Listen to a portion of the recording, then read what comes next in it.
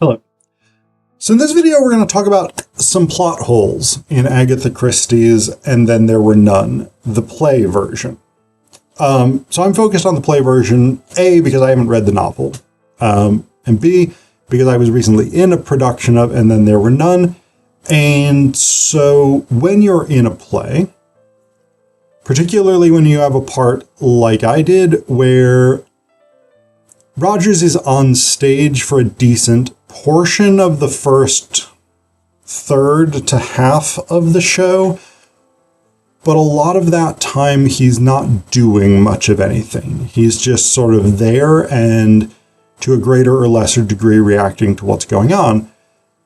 But that means you get to listen to the show quite a lot, right? So as you hear something over and over and over again, or read something over and over and over again, but I think hearing is even better for this, you start to, if you're paying attention to it, which we don't always do when we're not on stage, but you start to think about the thing critically, and you start to realize if there are things that don't make sense. So first off, I will say this this discussion is going to have spoilers. So if you don't want it spoiled for you, now's your chance to click away from the video. And I'm not. My intention here is not to trash Agatha Christie, right? She's the queen of crime fiction. She's one of the most beloved writers in the world. One of the most famous, best writers of crime fiction. Totally fine. I have no personal beef with Agatha Christie. That being said, this video is critiques of problems with the script of And Then There Were None. I think one big component of this, one big problem with this, is that it is adapted from the novel. So the novel was originally published under the title 10 Little N-Words because it was a racist time in the 30s.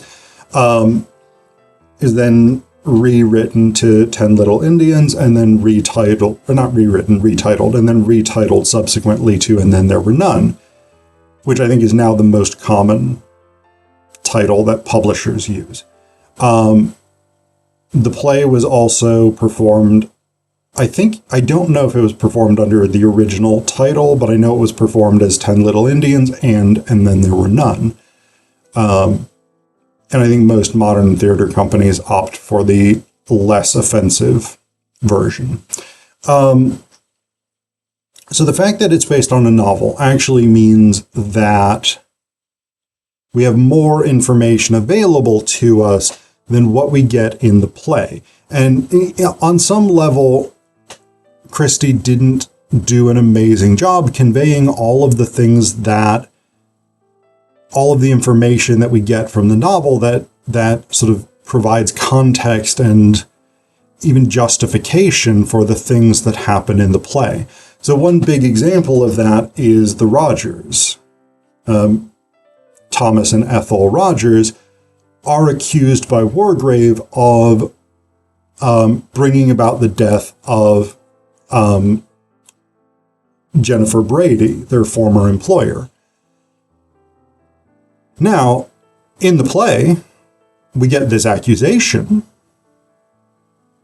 but the only information we get about it is Rogers explaining to Wargrave or to the room at large that Miss Brady was always ill throughout their time in her service, and they attempted to get the doctor on the night she was dying, but they were unsuccessful because of a set of circumstances, a storm, the phone being out, doctor not arriving on time, etc., etc., and so she died.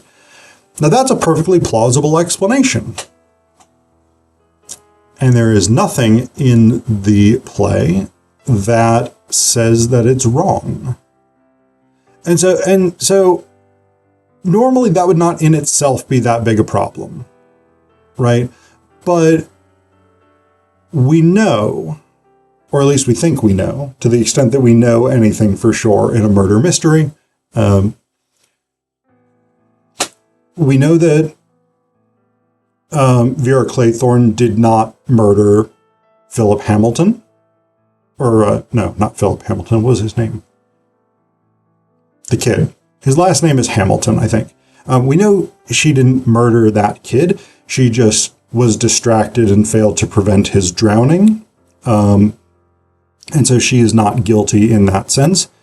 Maybe negligent homicide at the most extreme, but even that seems difficult to substantiate given the information we get. And we know that Philip Lombard did not actually abandon his men. He attempted a rescue of them, and he was unable to get help back in time for them. Now, the circumstances surrounding that are still slightly murky in that it's not clear from the play script why he and his men would be in a situation where he would even think, I should give them my rifle and all the food and I should go off alone to try and get rescue. So the basic fundamental logic of why he does what he does is not explained in the play. It's probably explained more in the novel. But we know, or think we know, based on the fact that both Vera and Philip establish that they are not guilty of the murders that Wargrave accused them of, that Wargrave is not omniscient, right? He doesn't know everything about these people, despite having done apparently a good amount of research to figure out their guilt. So from what we have in the play, there's nothing that really says the Rogerses are guilty. We have a perfectly plausible explanation given by Rogers for why they aren't guilty. But we have no evidence actually presented for the prosecution, as it were. So this is, I think, one plot hole, because in the novel, which the person playing Mrs. Rogers was reading while we were doing this production, it is explained that the Rogerses are, in fact, guilty. They withheld Jennifer Brady's heart medication so that she died. But the play doesn't establish that. It gives us no reason to actually believe that the Rogerses are guilty. So we've got that sort of issue, right, where there's information that's in the novel that does not get translated to the stage, right, where we just don't have that information that tells us more about these characters or about this situation. So that's a problem with the script. It's an intermedial adaptation problem, right? You're going from a novel where you have a theoretically unlimited amount of page space in which you can give us exposition, background, the stories of these characters, etc., to putting something on the stage where the action is driven by dialogue and by what can feasibly be put into conversation, right? You can't have sort of a narrator come out and say, well, the Rogerses were actually guilty, and I'm going to tell you how it happened. Like, that doesn't work, right? If you're a Brechtian, maybe it works, but if you're Agatha Christie and you're writing realistic, naturalistic drama, it doesn't work. You can't do it because it breaks up the action and it makes clear that what's happening is not reality, right? We can't willingly suspend our disbelief when a narrator comes out and says, here is exposition that I couldn't figure out how to work into the dialogue. So that's an intermedial adaptation problem. And it's a problem, but it's not a big problem. It is from the perspective of sort of proving Wargrave's accusations or not, but it's a problem that is standard for intermedial adaptation. The other big plot hole that I particularly noticed is not necessarily standard to intermedial adaptation, which is I don't think Wargrave killed Mrs. Rogers. Now, that's a difficult one on some level to sort of wrap your head around, because in his big sort of explanation, confession thing at the end, when he is preparing to try and compel Vera to hang herself, Wargrave claims that he killed Mrs. Rogers by putting barbiton in the brandy. But I don't see how he could, or I don't see how he could in a way that would ensure her death and ensure that no one else would also die by the same means. Right? So the way that the plot of the play runs for this bit is during the gramophone record making the accusation against all of these people, Mrs. Rogers comes in onto stage carrying a tray of coffee or whatever it is. She backs out in horror. After the recording, she faints, drops the thing off stage, which alerts the people on stage to her distress. Lombard and Marston run off stage to get her and bring her body back on, her unconscious body back on stage. Dr. Armstrong examines her, calls for brandy. Rogers goes off stage to get it, brings it back. Mrs. Rogers drinks some of the brandy. She goes up to her room accompanied by Rogers and Dr. Armstrong. And Dr. Armstrong gives her mild sleeping powders, right? Mild tranquilizers. Wargrave is not involved at all. Wargrave is present in that room, but he doesn't go off stage. He doesn't get the brandy. He doesn't come near the brandy while we see it. So how does he do this?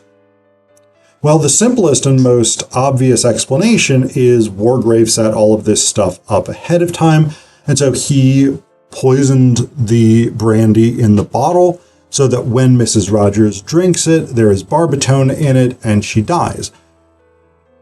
Fair enough, but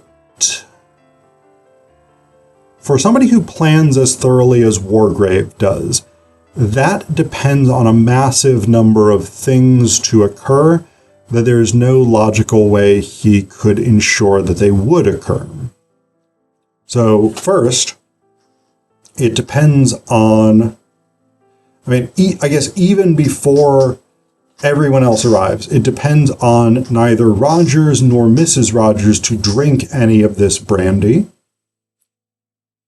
And it's also worth noting, the brandy is kept off stage. Rogers leaves the stage, which is where suspicion falls on Rogers, that he has brought back this brandy from off stage.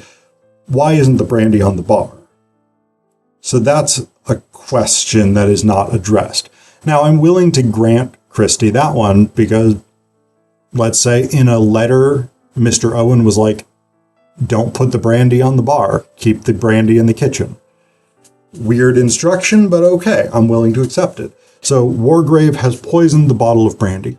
How does he ensure that Mrs. Rogers, or more likely Rogers, whom there's multiple references to him drinking, how do you ensure, and in fact in the 1940,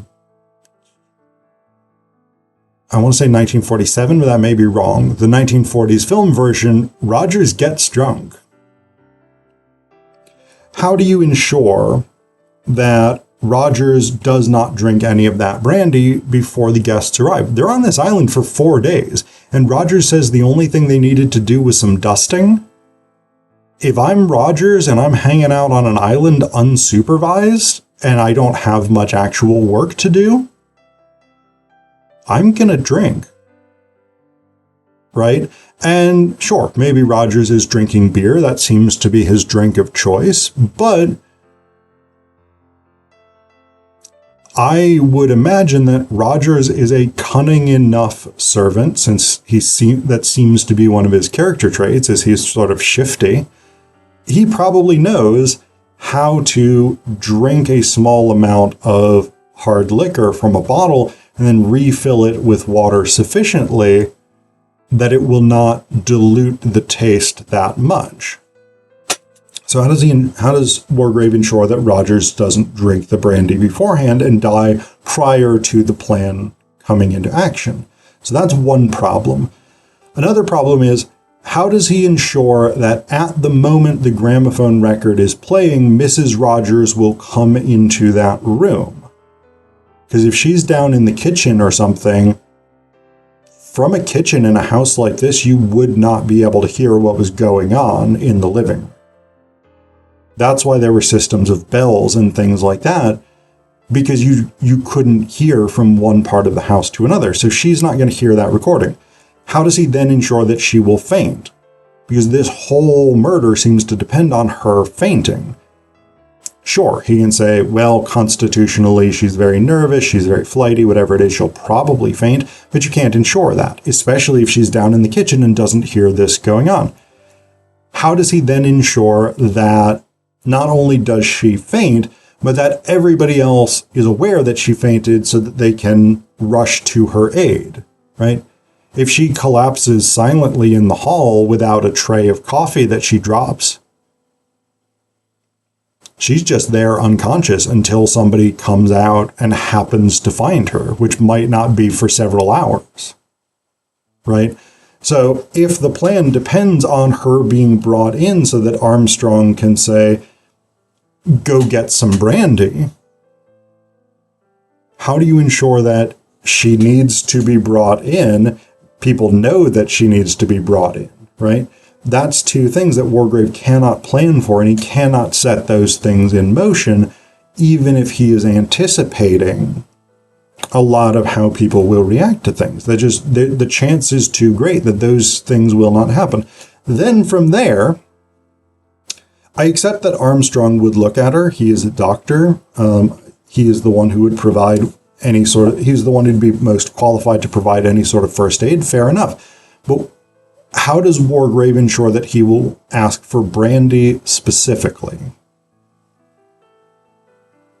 They're in a room with a bar. On that bar, we know, is whiskey, gin, sherry. Those are the ones that are mentioned. What's not mentioned is brandy. Now, you might assume that every good house would have brandy, and that would be a fair assumption in the 1930s and 40s.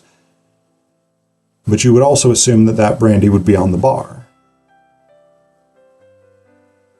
The fact that the brandy is not on the bar is itself a weird one. And then the fact that Armstrong would say specifically, go get brandy, as opposed to, hey, there's a bar 3 feet away that's got whiskey on it. Whiskey and brandy, as far as I know, have roughly the same medicinal value, which is probably virtually none. So how does Wargrave ensure that he's going to call for brandy specifically, as opposed to some other drink that would do the same basic medicinal job? And then how does Wargrave ensure that no one else drinks that brandy? Right? The stage directions say that Rogers comes on with a bottle of brandy and a glass on a tray. Stage directions don't say that Rogers takes the brandy when he leaves. So the brandy just sits there, according to the stage directions. Now, we slightly solved that problem in the production I was in by having Rogers bring in just a glass of brandy and then sort of suspiciously take the glass off when he followed Mrs. Rogers upstairs. But this is a group that largely seems to consist of hardened alcoholics. You've put a brandy bottle in the middle of that room. How does Wargrave ensure that no one says, now that there's brandy available, which is often regarded as a slightly more sophisticated, higher class liquor than whiskey, I want to switch to brandy, right? Because if someone else starts drinking brandy that's poisoned with barbitone, that person will die and the 10 Little Soldier Boys rhyme will be disrupted.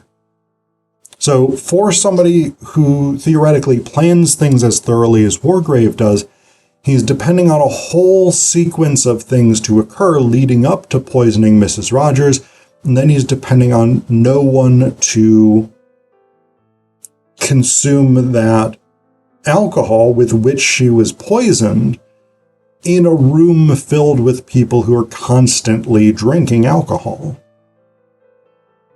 It's doable, right? There's a way of doing all of it, but it depends on so many steps that are completely outside of Wargrave's control, and for which he could not really formulate an effective plan. Now, the only sort of counter argument I've heard to this that I could even start to buy is maybe this wasn't the plan. Maybe Wargrave just improvised, and the plan had been to poison someone else with brandy in some other way. But the text gives us no evidence of that, right? From the text, it seems like Wargrave has planned out every step of this thing meticulously, and with the murder of Mrs. Rogers, he simply couldn't have. But then no one else really could have or would have either. And this becomes the big problem, right? So I don't know what to do about that. And it's a thing that I didn't realize or even think about as a problem until we were well into the rehearsal period. So I don't think it's an immediately obvious issue on stage, but it's a plot hole in my view.